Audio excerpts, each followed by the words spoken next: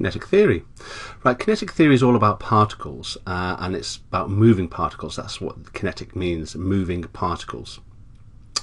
You should have done this early down in the school in year 7, 8 or 9.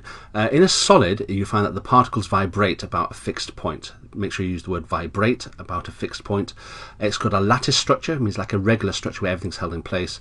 There are strong bonds and the particles are close together. In a liquid, it's exactly the same particles, but they're arranged differently. The particles are still close, they're weakly held together by bonds, they're free to move, the particles, and they take up the shape of the container. In a gas, though, there are very, very weak forces, in fact, very few slight forces between the particles. In fact, you could say negligible, non-existent, really. The particles can move freely, and of course, because they move freely, they can fill up the space of the container that's holding them, and of course, the particles are far apart.